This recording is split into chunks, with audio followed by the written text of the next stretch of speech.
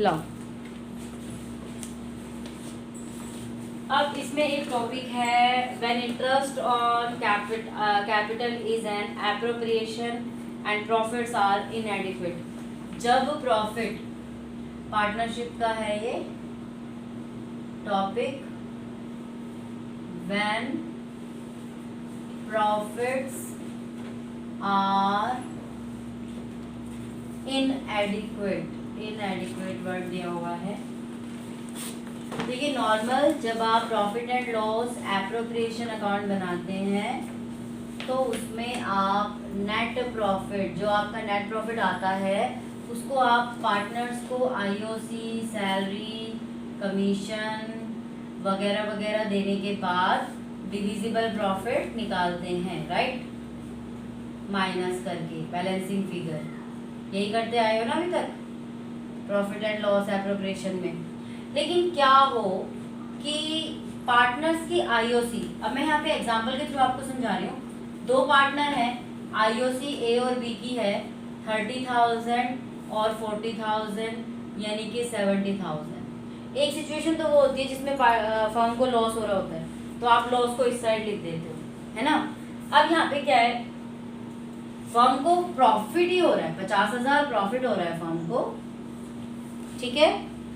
और सैलरी भी लिख देते हैं यहाँ पे, सैलरी मिल रही है सैलरी टू बी 10,000 और कमीशन टू ए, कमीशन ये मैंने अपनी तरफ से लिखा है, क्वेश्चन कोई नहीं है, कमीशन टू ए 5,000, राइट। अब इस क्वेश्चन में देखिए हमारा तो नेट प्रॉफिट ही कम है ही नहीं उतना नेट प्रॉफिट, तो अब हम क्या करेंगे। तो जब भी कभी ऐसी सिचुएशन आए कि net profit is less than जो भी पार्टनर को दिया जा रहा है, ओके, तब आपको क्या करना है, आपको एक रेशो निकालनी है। किसकी रेशो निकालनी है, पार्टनर को जो दिया जा रहा है उसकी रेशो। कैसे, आप लिखो इधर ए बी, सबसे पहले आईओसी मिल रहा है इनको कितना 30,000 40,000, सैलरी मिल रही है किसको मिल रही है, बी को मिल रही है 10,000, कमीशन मिल रहा है किसको मिल रहा है, ए को मिल रहा है 5,000, टोटल कर लीजिए 35,000 और 50,000। मतलब पार्टनर्स को ए को 35,000 मिल रहे हैं, बी को 50,000 मिल रहे हैं। इसकी रेशो निकालनी है आपको, जो चीज इनको मिल रही है हम उसकी रेशो निकालेंगे। 30 से 30 कट हो गया, 5 से यहाँ 10, 5 से यहाँ 7/10। अब हमें क्या करना है, इस नेट प्रॉफिट को 7/10 में बांट देना है और ये सब उनको कुछ नहीं देना है। तो आप एक नया प्रॉफिट एंड लॉस अकाउंट बनाएंगे, profit and loss appropriation account बनाएंगे। वहां पे आप लिखेंगे net profit 50,000 to profit transfer to their capital account A B.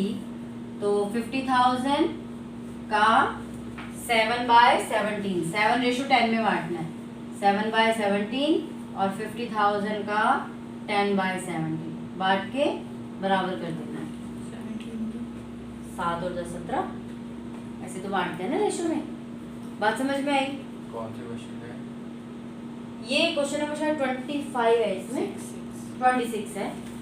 जब आपका प्रॉफिट कम होता है पार्टनर्स को दिए जाने वाले अमाउंट से, तो उस सिचुएशन में जिस अमाउंट जो उनको जो मिल रहा है हम उसकी रेशो निकाल लेंगे। रेशो गिवन है तो नहीं, वो उससे कोई फर्क नहीं पड़ता रेशो, हाँ तब भी निकालना है। अगर आपका रेशो मान लो 3:2 या कुछ भी गिवन है तो भी आपको क्या करना है, इस सिचुएशन में आपको हमेशा जो उनको चीज मिल रही है उसको ऐसे लिख लो अलग अलग, ठीक है, और उसका रेशो निकालना है और उसमें प्रॉफिट को बांटना है। प्रॉफिट अगर ज्यादा है तो कुछ नहीं करना। हाँ तब कुछ नहीं, तब तो नॉर्मल करना है। अगर नेट प्रॉफिट यहाँ पे मान लीजिए 80-85, यहाँ पे 95,000 है तो फिर आप नॉर्मली 10,000 बांट दो रेशो में जो दी हुई है ना।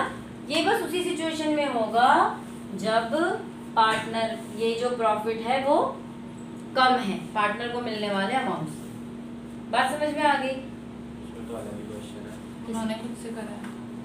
क्वेश्चन नंबर 26 है ना बेटा? अच्छा, अरे नहीं, मैंने तो एज एन एग्जाम्पल वैसे बताया, क्वेश्चन आप लोगों को करना है।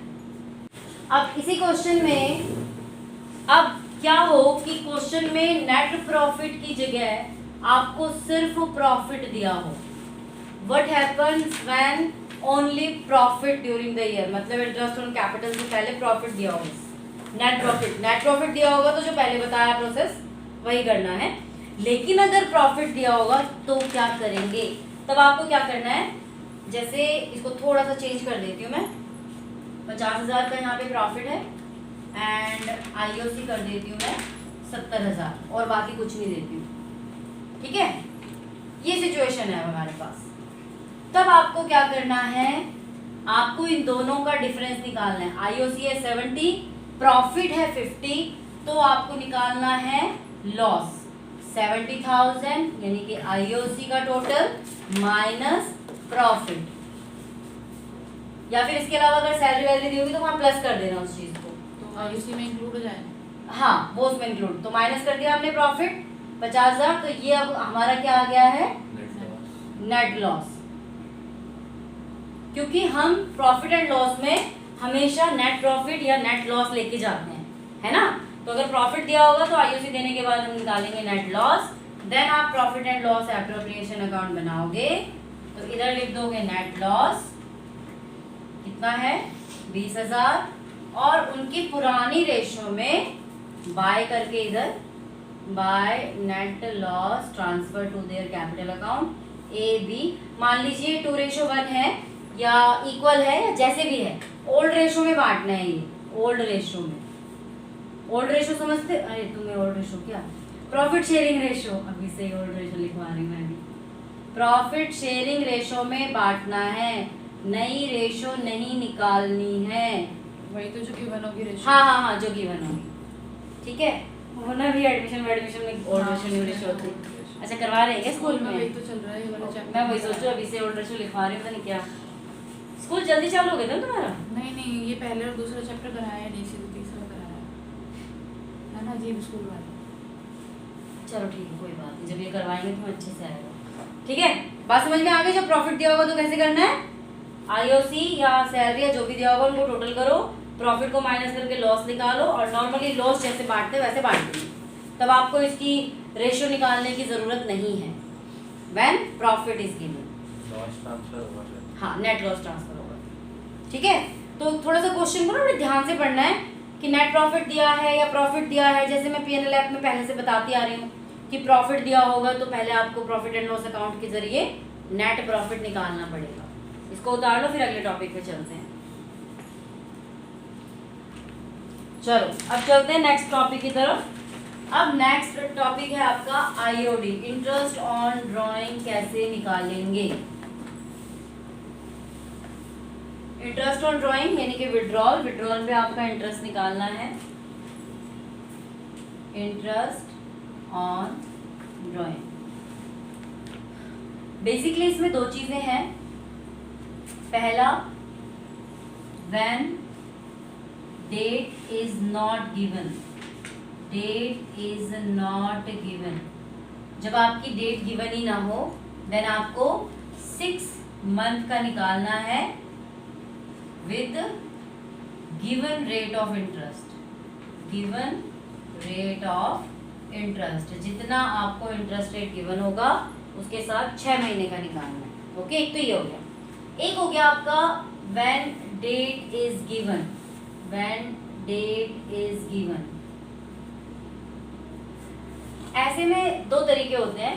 पहला कि आपको प्रॉपर 6 महीने 9 महीने कब ड्राइंग करी है आपको प्रॉपर महीना बता दे, तब तो कोई इतनी दिक्कत नहीं है। 6 महीने की जगह जितने महीने का हो, 9 महीने 3 महीने 4 महीने निकाल दो। एक होता है जब आपको ये कह दें कि हर महीने उसमें निकाल रहे हैं, अरे स्टार्टिंग को क्या, बिगिनिंग में, every month in the beginning, मतलब ऐसे दे दें in the beginning, at the end, in the middle, कुछ इस टाइप भी कह दें, middle of month, of each month.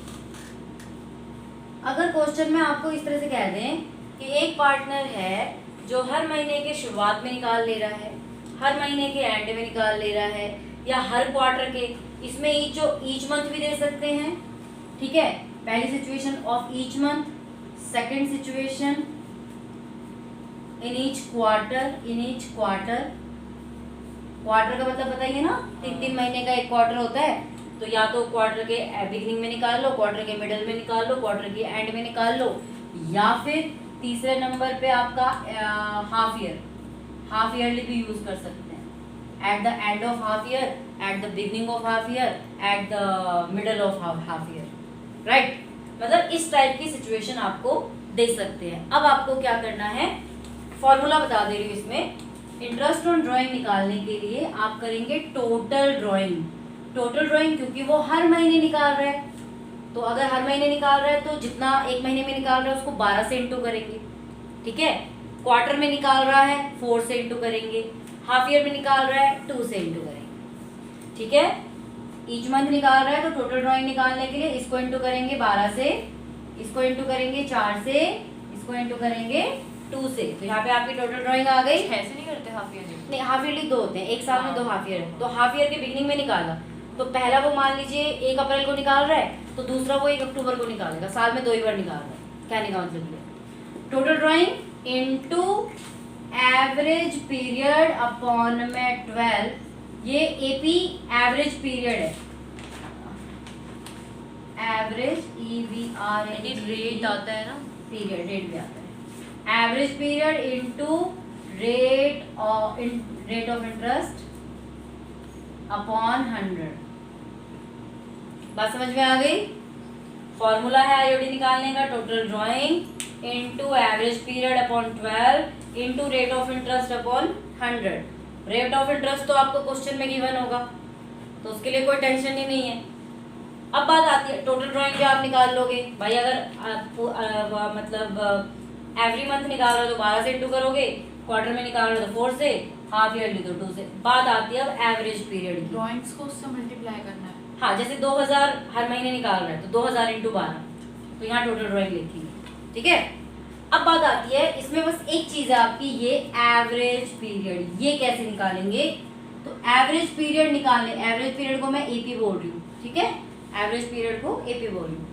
AP निकालने का तरीका क्या है?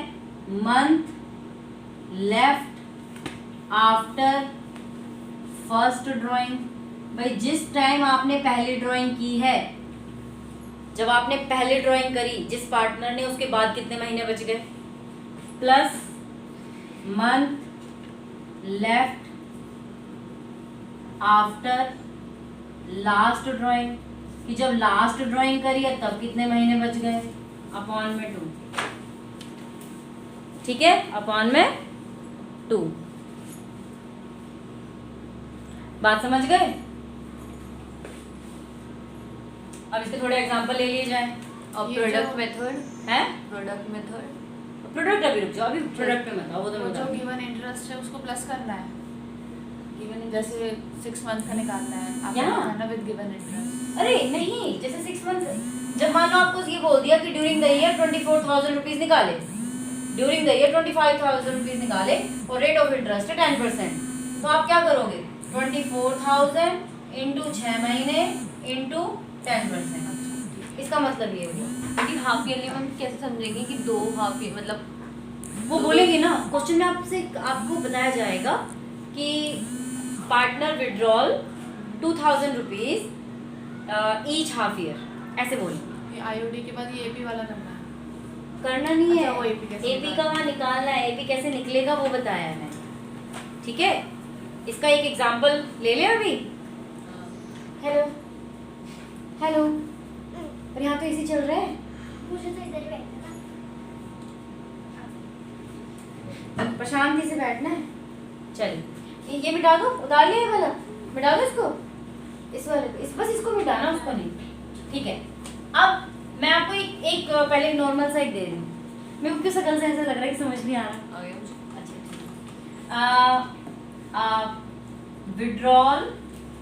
विड्रॉल 2,000 रुपीज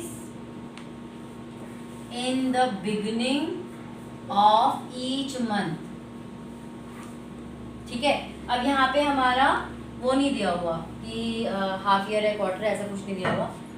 अब कब से शुरू करा है? मान लीजिए 1 अप्रैल से ही करा है, ठीक है, 1 अप्रैल से निकालेगा क्योंकि हमारा 1 अप्रैल से ही स्टार्टिंग होता है ना। 1 अप्रैल को अगर फर्स्ट ड्राइंग करी है तो उसके बाद कितने महीने बच गए? 11। 1 अप्रैल को करी है तो पूरा अप्रैल भी तो बच गया। राइट 12 ही हो गए ना फिर। 12 है, नो अप्रैल दिसंबर नहीं मार्च तक लो। यस हाँ 12 बच गए। यस ओके, लास्ट ड्राइंग कब करेगा बंदा? मार्च में। 1 मार्च को। हाँ मेरे तो 12 बज रहे हैं। मेरे भी तो 12 बज रहे हैं। आपने 9 बोला ना अभी। ना तो उसने बोला कह रही मेरे तो 12 बज रहे हैं। लास्ट ड्राइंग कब करेगा? 1 मार्च को। 1 मार्च के बाद कितने महीने बचेंगे? 0 एक महीने। 31 मार्च हाँ तक अच्छा चलता है। हाँ कह रही 0। 1 महीना बचेगा प्लस में 1/2 तो हमारा एवरेज पीरियड कितना आ गया? 6.5। अच्छा यही चीज मेरे को मिडल में निकाल रहा है। मिडल में ये तो बिगनिंग का हो गया। अब मान लीजिए मैं कह रही हूँ यही वो मिडल में निकाल रहा है तो तब आप एपी कैसे निकालेंगे? मिडल में निकाल रहा है तो मतलब समझ लीजिए 15 अप्रैल को निकालेगा तो 15 अप्रैल से 31 मार्च कितने महीने बच गए? 11.5। 11.5। अरे पूरा महीना साल 12 महीनों का होता है, 15 दिन हटा दो उसमें से 11.5। और लास्ट ड्राइंग कब करेगा? मार्च में। 15 मार्च को। तो 15 मार्च के बाद 31 मार्च तक कितने महीने बच गए? 0.5। यहाँ रख देंगे 0.5/2 12/2 6 महीने। अब यही चीज एंड में बोला जाए, एट द एंड में निकाल रहा है तो एंड में कब निकालेगा? 30 अप्रैल। 31 को निकालेगा। 31 अप्रैल 30 अप्रैल 30 आता है महीना। 1 अप्रैल से शुरू हुआ है मतलब वही आज तो तो मार्च होता है ना। 31 मार्च तो एंड हुआ हाँ। पर शुरुआत तो 1 अप्रैल से होती है।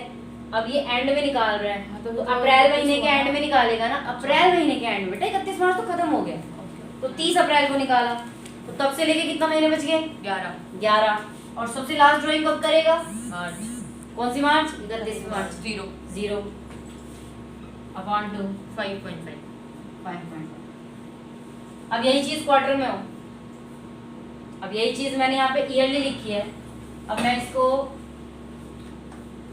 ईच क्वार्टर लिख दूं मंथ की जगह। अच्छा ये उतार रहे हो क्या आप लोग? उतारना है। ये उतार लो मैं थोड़ा। अब इसी सिचुएशन को मैं मंथ की जगह क्वार्टर कर देती हूँ। क्या कर देती हूँ? क्वार्टर। अब एक बंदा हर क्वार्टर के बिगिनिंग में निकाल रहा है तो एवरेज पीरियड कैसे निकालेंगे? हर क्वार्टर की बिगिनिंग में। 1 अप्रैल। जैसे फीस भरते हो ना, 1 अप्रैल को भरो, 1 अप्रैल के बाद अप्रैल मई जून, 1 जुलाई को भरोगे, फिर जुलाई के बाद जुलाई अगस्त सितंबर, 1 अक्टूबर को भरोगे, अक्टूबर नवंबर दिसंबर और 1 जनवरी को भरोगे। यही होता है ना तुम्हारा। तो 4 क्वार्टर होते हैं ना। तो अगर वो स्टार्टिंग में निकाल दे रहा है तो पहला निकालने के बाद कितने मंथ बचेंगे? फर्स्ट ड्राइंग के बाद कितने महीने बचे? 3। ए भाभी ये 3 तो बजे। 3 महीने यहाँ, 3 महीने यहाँ, 3 वेरी गुड 3 महीने यहाँ। कितने महीने? 1 अप्रैल को निकाला है 12 के 12 महीने बच गए। सारा गिनना है। सारे तो गिनेंगे। वो तो निकाल दिया ना 1 अप्रैल को। तो फर्स्ट डेट को निकाला है ना, पहली तारीख को निकाला है तो 12 महीने बच गए। लास्ट ड्राइंग कब करेगा? 1 जनवरी को। उसके बाद कितने महीने बच गए? 2 ही तो बचे। 3 नहीं बचे। अच्छा हाँ। जनवरी का महीना क्यों भूल जाते हो? हाँ। 3। तो यहाँ पे क्या निकल गया हमारा? 7.5 महीने का। ऐसे मिडिल में निकाल रहा है मान लो यहाँ। बेकार है। इसमें बेकार क्या है? अजीब सा है। इसमें क्या अजीब है? पता नहीं। कुछ तो होगा। अरे अब मिडिल में निकाल रहा है, 1.5 महीने यहाँ बचे, 3 3 6 3 9 यानी कि 10.5 महीने। तो एवरेज पीरियड मतलब 10.5 मंथ्स। यहाँ भी 1.5 महीने बाद निकालेगा तो 1.5 महीने बचे 1.5। मतलब कहने का मतलब ये है फॉर्मूला आपका एक ही लगता है, यही वाला मंथ लेफ्ट आफ्टर। आपको ये देखना है कि जब उन्होंने निकाला उसके बाद कितने महीने बचे हैं। अब यहाँ तो क्या बहुत सारे एक जैसे हो गए इसलिए कंफ्यूजन हो रही है, लेकिन जब पेपर में आएगा क्वेश्चन में आएगा तो एक ही सिचुएशन आएगी ना, तो वहाँ पे तो फिर इजीली निकाल सकते हो। ठीक है, अब एंड वाला भी सीख लेते हैं। इसका एंड में निकाला है तो कितने महीने बचे हैं? 9 महीने बचे हैं। और फिर उसके बाद यहाँ एंड में निकालेगा तो 0 तो 4.5। समझ गए? चलो, तो ये आपका एवरेज पीरियड का कॉन्सेप्ट था, और इसके बाद जो आगे वाले क्वेश्चन है वही है, एक बार उनको सॉल्व करेंगे, फिर जो क्वेश्चन नहीं आएगा वो मैं समझाऊंगी। ठीक है, चलिए। हाफ ईयरली हम्म